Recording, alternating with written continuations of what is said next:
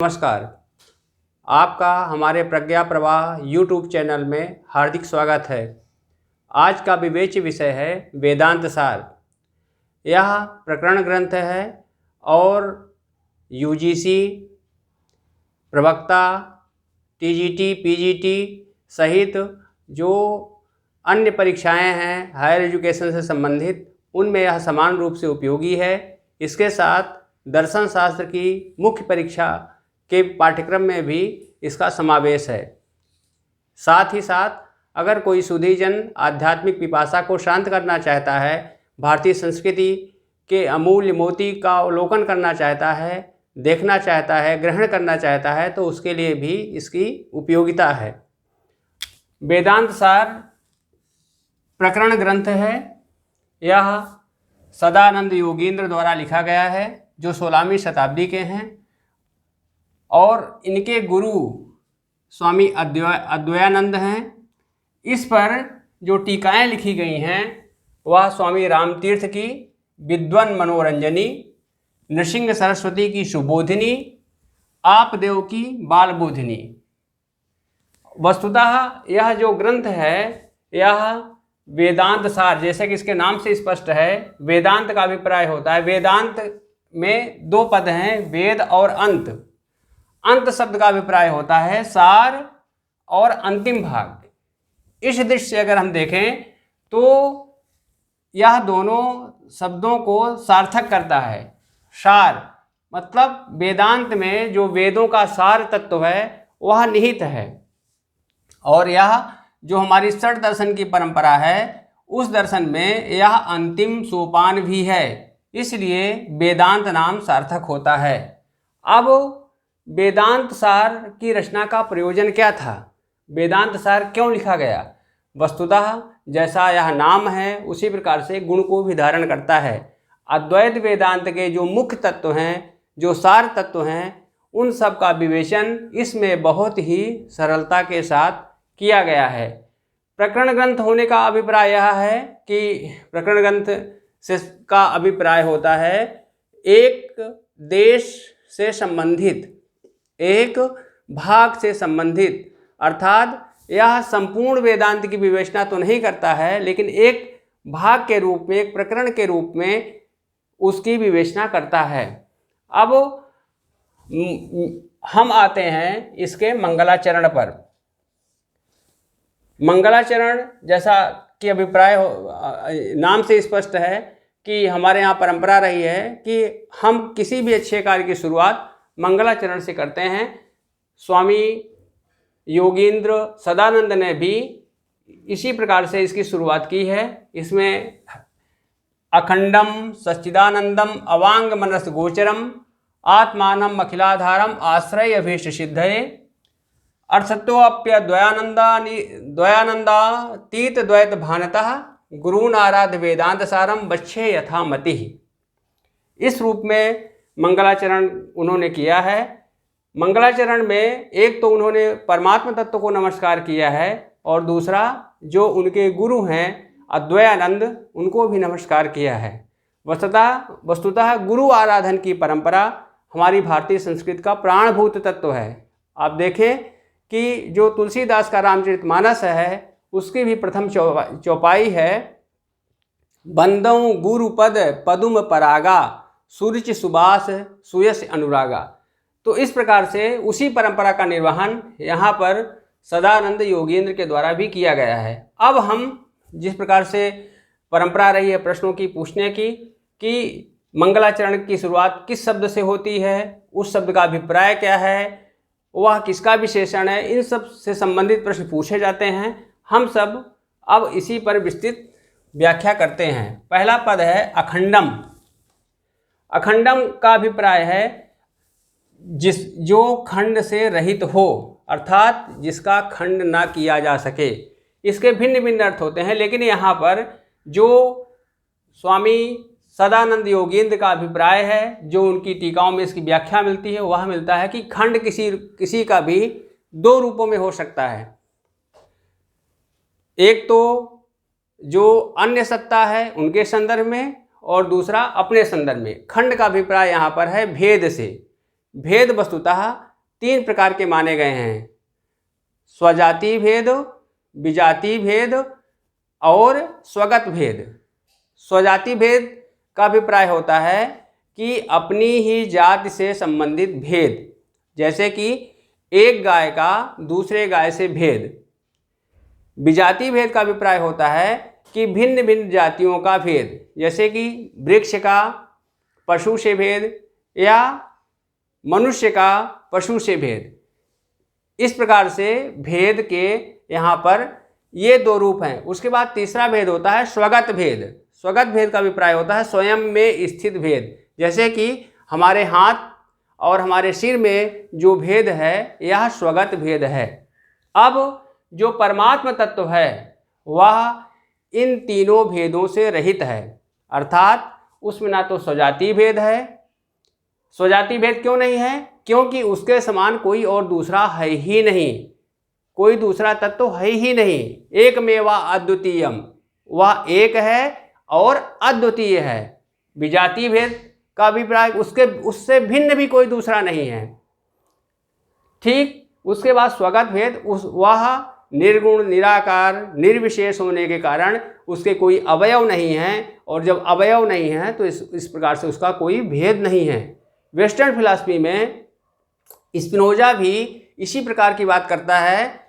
ब्रह्म के संदर्भ में, परम तत्व के संदर्भ में एवरी डिटर्मिनेशन इज निगेशन, अर्थात हम कोई भी विशेषण का प्रयोग करें वह उस तत्व के नकार में ही प्रतिफलित होता है। इस प्रकार से यहाँ पर जो परमात्म तत्व है, जो ब्रह्म तत्व है, वह अखंड है। अखंड होने के कारण ही प्रायः हमारे जो उपनिषद हैं उनकी जो प्रस्तावना है वह इस वाक्य से शुरू होती है: पूर्णम मदः पूर्णमिदं पूर्णात् पूर्णम मुदुच्यते पूर्णस्य पूर्णमादाय पूर्णमेवावशिष्यते। अर्थात वह जो परम तत्व है पूर्ण है।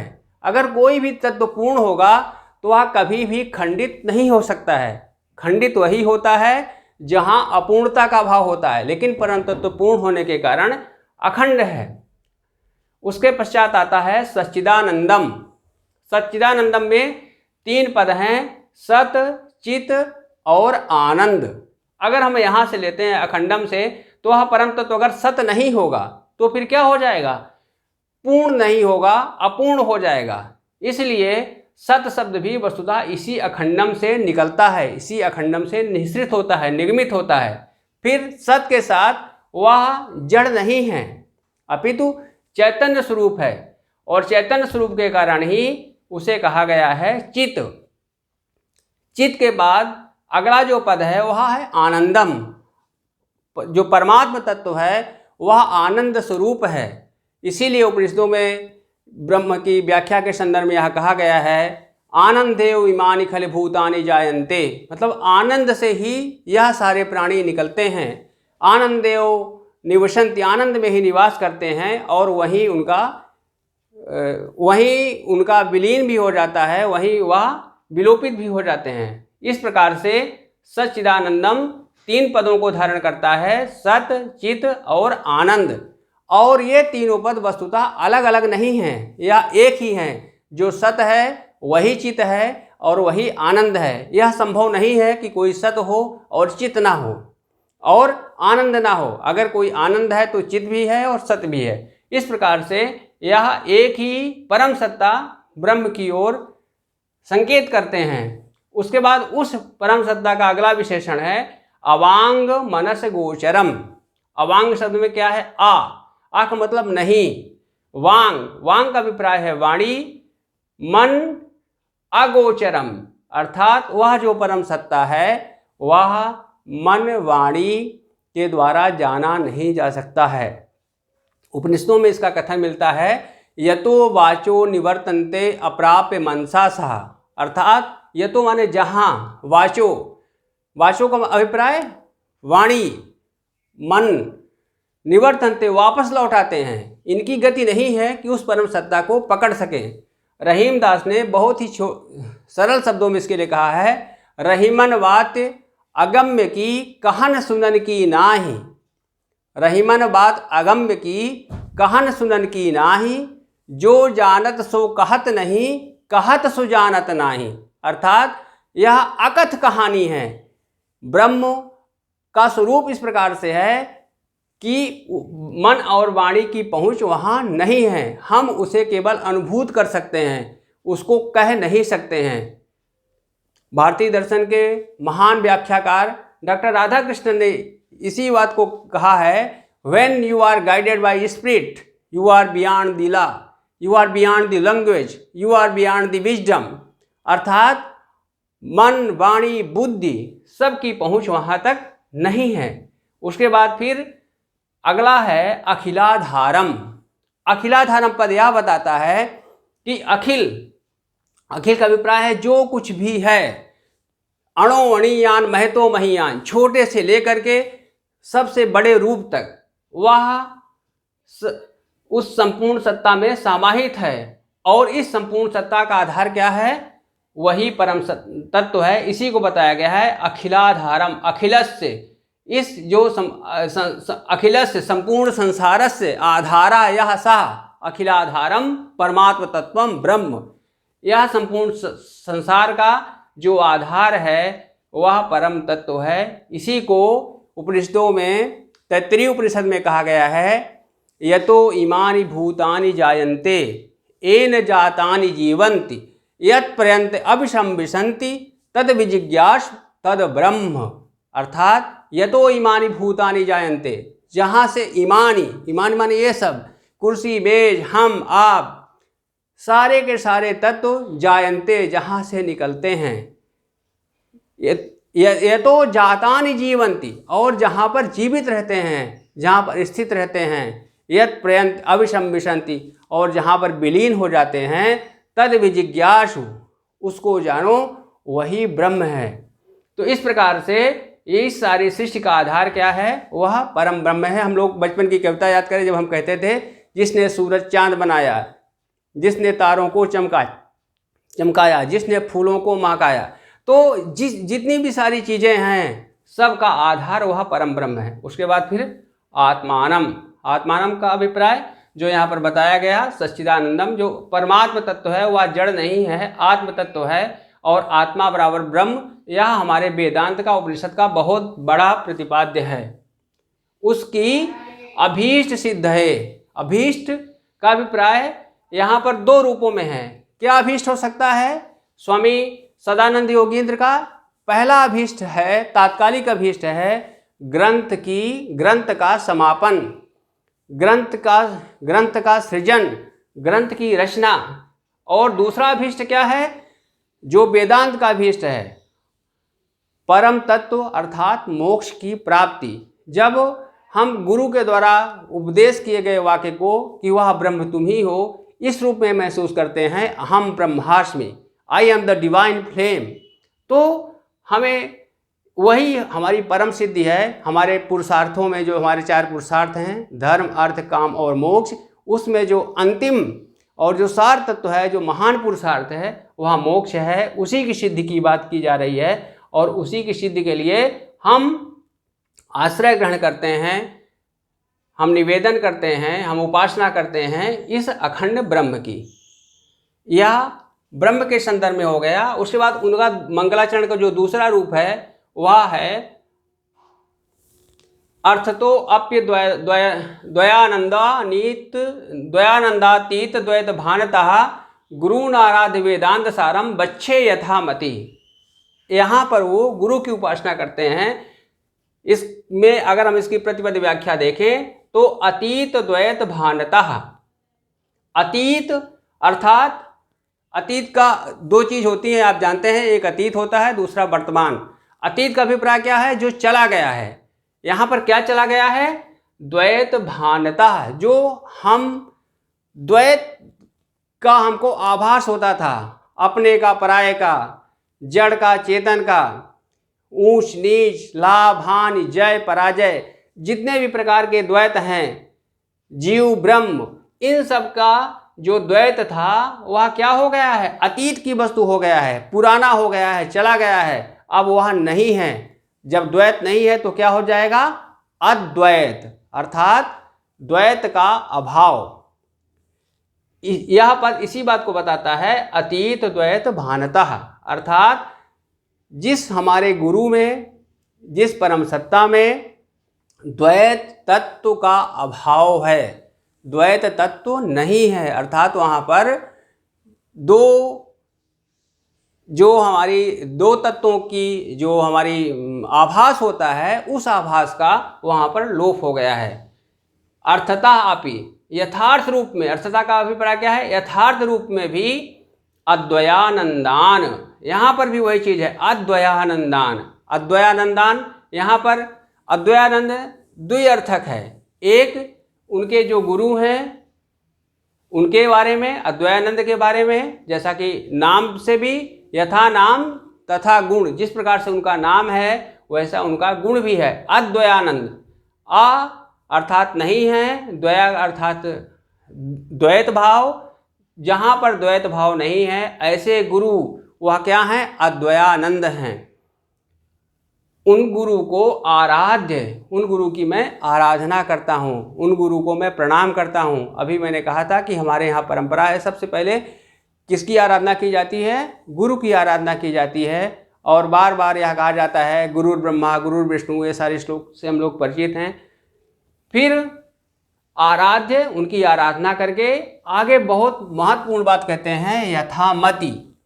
यथामति, जिस प्रकार से हमारी बुद्धि है, जो हमारी बुद्धि की सीमा है, उस बुद्धि की सीमा के अनुसार ही मैं वेदांत सारम बक्षे, वेदांत सार की विवेचना करता हूँ, वेदांत सार का वर्णन करता हूँ। तुलसीदास ने भी कहा है कि जस मति, जैसी हमारी मति है ठीक उसी प्रकार से यथामति मैं भगवान राम के चरित्र का यशोगान करता हूँ। अब इस रूप में जो हमारा मंगलाचरण है वह मंगलाचरण पूर्ण होता है। इसमें हमें दो चीज़ों का ध्यान रखना है, दो तथ्यों का ध्यान रखना है परीक्षा की दृष्टि से। एक तो हर शब्द का अर्थ पूछा जाता है, जैसे अखंड शब्द का अभिप्राय क्या है, तो अखंड शब्द यह बताता है कि जो परमात्मा तत्व है, जो ब्रह्म है, वह भेदों से रहित है, अर्थात उसमें सजाति विजाति स्वगत भेद नहीं है। सच्चिदानंद बताता है कि वह परम तत्व जड़ नहीं है अपितु सत्य चेतन है। फिर अवांग मनस गोचर बताता है कि परम तत्व अनिर्वचनीय है, उसका निर्वचन नहीं किया जा सकता है। फिर अखिलाधारम, निर्वचन न करने का अभिप्राय यह नहीं है कि वह है ही नहीं, वह संपूर्ण जगत का एकमात्र आधार है। और इसीलिए कहा गया है सर्वम खलु इदम ब्रह्म। तुलसीदास ने इसी को कहा है सिया राम मैं सब जग जानी, अर्थात सब कुछ इसी सिया राम से यह पूरा संसार बना हुआ है। आत्मानम, आत्म तत्व को अभीष्ट सिद्धय, ये पूछा जाता है अभीष्ट सिद्धय में क्या ध्वनित होता है, अभीष्ट सिद्धय का अभिप्राय क्या है वेदांत सार के अनुसार। वेदांत सार के अनुसार अभीष्ट सिद्धय के दो अभिप्राय हैं। अभिप्राय एक, ग्रंथ का सृजन, ग्रंथ का निर्विघ्न समापन, और दूसरा अभिप्राय है जो परम तत्व मोक्ष है, उस मोक्ष की प्राप्ति के लिए मैं उस परम तत्व का आश्रय ग्रहण करता हूँ, उस परम तत्व की उपासना करता हूँ। फिर दूसरा जो मंगलाचरण का श्लोक है वह श्लोक मूलतः उनके गुरु को समर्पित है और उनके गुरु का नाम अद्वयानंद है। अद्वयानंद में ब्रह्म का भी स्वरूप निहित है, क्योंकि ब्रह्म भी द्वैत से रहित है, अद्वय है और आनंद से युक्त है। इसी को दोनों को संकेत करते हुए स्वामी सदानंद योगींद्र ने अद्वयानंदान का प्रयोग किया है और यह मूलतः गुरु की उपासना से संबंधित है। और वह इसमें बताते हैं कि हमारा लक्ष्य क्या है। हमारा लक्ष्य है वेदांत सारम वक्षे, वेदांत सार का विवेचन करना, वेदांत सार का वर्णन करना। और कैसे वर्णन करना, यथामति जैसी हमारी मति है उसी के हिसाब से। अब अगली पंक्ति में वो बताते हैं कि वेदांत है क्या। वेदांतो नाम उपनिषद प्रमाणम तद उपकरणानि शारीरिक सूत्रादीन, अर्थात जो वेदांत है इसका आधार क्या है, वेदांतो नाम उपनिषद प्रमाणम, इसका जो प्रमाण है, इसका जो आधार है, इसका जो उपजीव्य है वह उपनिषद हैं। उपनिषद को हमारे दर्शन साहित्य में प्रस्थान त्रयी में प्रथम प्रस्थान माना जाता है। उपनिषद, उप अर्थात पास में, निषद में शब्द शब्द है। शब्द शब्द दो अर्थों को द्योतित करता है, एक बैठने के अर्थ को, दूसरा काटने को अर्थ को, और तीसरा लक्ष्य प्राप्ति के अर्थ को। इस रूप में जब कोई शिष्य गुरु के पास बैठता है तो उसकी जो अविद्या की ग्रंथि है वह कटती है और उसे ब्रह्म की प्राप्ति होती है। इसी तथ्य को यहाँ पर बताया गया है उपनिषद। और उस उपनिषद का आधार क्या है? तदुपकरणानि शारीरिक सूत्रादीन। यहाँ पर शारीरिक सूत्र महर्षि बादरायण की रचना को संदर्भित करता है और जिसे हम ब्रह्म सूत्र के रूप में भी जानते हैं। शारीरिक का अभिप्राय है कि यहाँ पर हम देखें कि शरीर में जो स्थित तत्व है, शरीर में स्थित तत्व क्या है? आत्म तत्व है। तो आत्मा से संबंधित व्याख्या के कारण इसको शारीरिक सूत्र कहा गया है। इस रूप में जो हमारा वेदांत है उस वेदांत के दो मुख्य आधार हैं। पहला आधार है उपनिषद और दूसरा आधार है शारीरिक सूत्र, जिसको ब्रह्म सूत्र भाष्य भी कहा गया है। ये तीन तथ्य आज हमने अपनी विवेचना में देखा। दोस्तों, अगर आपको लगता है कि हम अपने उद्देश्य में सफल हुए हैं, हमने सरल ढंग से जो भगवान शंकराचार्य द्वारा प्रतिपादित अद्वैत वेदांत है उसकी व्याख्या को प्रस्तुत किया है, आपके मन में आध्यात्मिक पिपासा का जागरण हुआ है, तो इस आध्यात्मिक पिपासा के जागरण को और आगे बढ़ाएं। जैसा कि वस्तुतः वेदांत कहता है कि सर्वम खलु इदम ब्रह्म, तो इस रूप में यह ब्रह्म के लिए ब्रह्म द्वारा किया गया प्रयास है। आप भी उसी ब्रह्म श्रृंखला के अंग बनिए। धन्यवाद। और अगर आपको लगता है कि हम इस प्रयास में थोड़ा भी सफल हुए हैं तो इस श्रृंखला को आगे बढ़ाते हुए इसे लाइक करें, सब्सक्राइब करें, क्योंकि आपका यह लाइक और सब्सक्राइब जो हमने आध्यात्मिक जागरण शुरू किया है, प्रतियोगियों के लिए सहज भाव में, सरल भाव में एक धारा प्रज्ञा प्रवाह के द्वारा बहाने की कोशिश की है, उसके आप अंग बढ़िए और इसे आगे बढ़ाइए। आपका बहुत बहुत आभार।